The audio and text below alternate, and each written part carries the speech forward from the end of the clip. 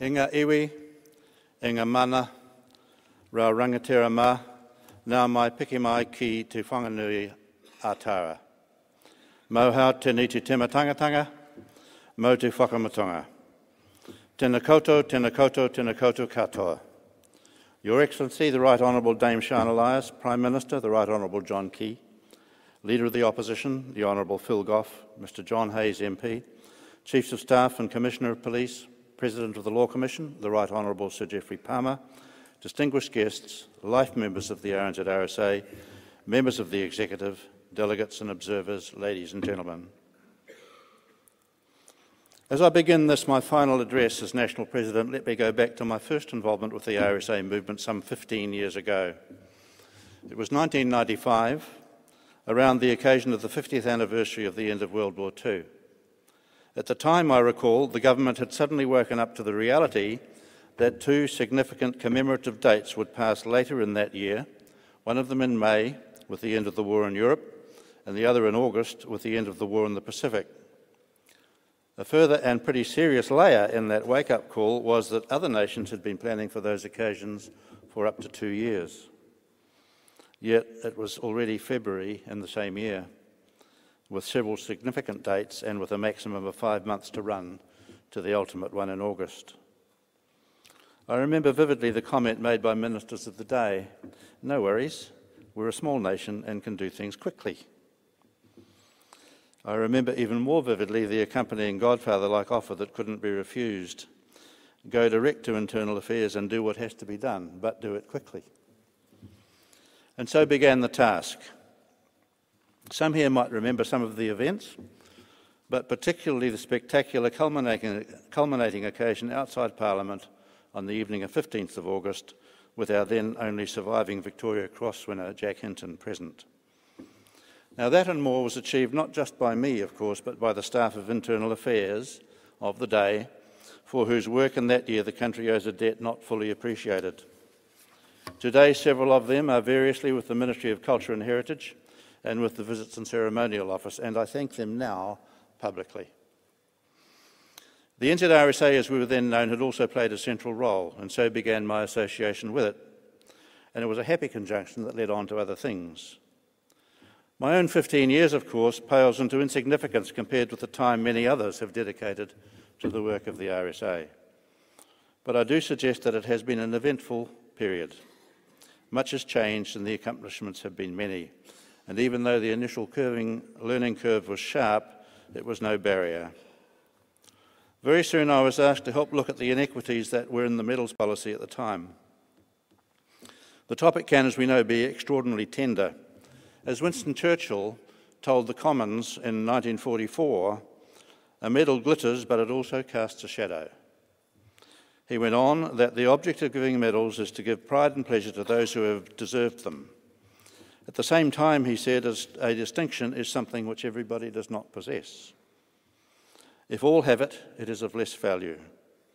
There must therefore be heartburnings and disappointments on the borderline. It is not possible to satisfy everybody without running the risk of satisfying nobody. Now, with that in mind from Churchill, I confess I have in recent times been heard to say that if I had known 10 or 15 years ago what I now know about medals, I doubt I'd have touched the subject with a barge pole. But something needed to be done to correct the many inconsistencies in the system, and very significant advances have been made since then, frequently and capably initiated by the co-opted expert members of the RNZRSA's Medallic Committee. Even so, we must remember that the RNZRSA is not the regulator. And so these advances have needed persuasion and sympathetic handling by the Herald of Arms and the Honours Secretariat, the Defence Force and successive governments. The changes have corrected a wide range of issues, but none as deeply contentious nor as wide-ranging as the one now met in the announcement by the Prime Minister a few moments ago. I thank you and your government, sir, for that. It has removed a particularly irritating burr under the saddle for many who have served the country loyally in uniform.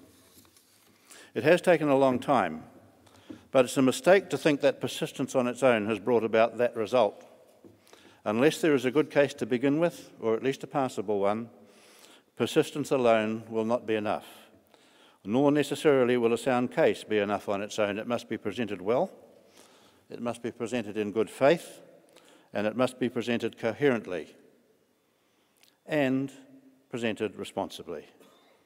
Extravagant claims and extravagant language might let off steam, but they are much less likely to succeed than determined, well-based and sober presentation of facts and the reckoning of logic. Believable credentials on the part of the petitioner are also important. And in order to establish such credentials in medals issues and elsewhere, it has been necessary sometimes for the RNZRSA itself to exercise its own judgment and responsibility to decline to act upon some propositions. Now, I've spent a little bit of time on this, not to be immodest about our successes, but rather in order to draw lessons about method. This is important because it also has lessons for how we can best conduct ourselves in other endeavours equally close to our heart. One of these is remembrance, the essence of which I touched upon at the beginning of these remarks in recalling 15 years ago, when the nation found itself playing catch-up. That also happened at a time when increasing public interest in commemoration and memoriam was becoming obvious in a way that nobody could possibly have predicted a generation earlier. 15 years ago and since, many have asked me why the interest among the younger set who have known nothing but peace. I had theories, but no convincing answers. And even though the interest has continued to rise, especially among the young, that is still the case, theories without answers. Perhaps there are no answers, and perhaps the question itself is not necessary. Perhaps we should resist the temptation to analyse motives in this way. Indeed, I'm reminded of a colleague who once remarked that as a people, New Zealanders seem to have an inbuilt urge to dig up healthy plants to examine their roots.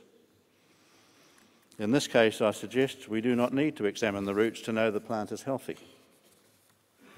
That better understanding comes as we mature as a nation, and that we should just leave it at that and accept the fact of rising interest with dignity.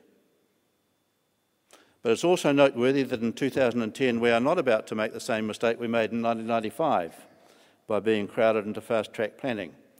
As we all know, the previous government responded to concerns in the veterans sector by acknowledging in various ways and in great public prominence that the handling of issues arising from service in Vietnam had been less than good. That government delivered a framework for making amends in several ways. The present government had in its manifesto the catchline respecting veterans, honouring service. In part, this is being given expression in deliberate planning for commemorative events, as we've heard today, for 5 years ahead and more as we approach the centenaries of Gallipoli and the First World War. That work is being led from the Ministry for Culture and Heritage by way of an interdepartmental committee, which unusually includes representation from an NGO, namely the RNZRSA. Since we're now talking about 5 years in advance, as distinct from the 5 months of 1995, we've clearly come a long way. That project is broader than military events, of course, but it's no surprise to us that the list is dominated by military events. This is, after all, no more than a reflection of how deeply we have been shaped by military encounters through the most turbulent century in history. We would also say that by their interest in Anzac Day and all it represents, New Zealanders of all ages are comfortably aware of the same thing. We're grateful indeed to Minister Finlayson and his staff for this consideration and also for the attention being paid to properly doing the Memorial Park here in Wellington. We need also to take account that none of the official actions I've been talking about have happened spontaneously. They needed a catalyst, and that catalyst has been the ex-service organisations. The events and changes I've been talking about are successes for what we represent, and we should not be falsely modest about that. But in all of it, there is also a reflection of what I mentioned before in the context of medals. We are currently being very effective in our function as veterans advocate by taking a measured, deliberate, persuasive and evidence-based approach. Presenting ourselves with believable credentials as a responsible body, able to make its own judgments on what matters and what does not, is also fundamental. Protest is the last resort, not the first.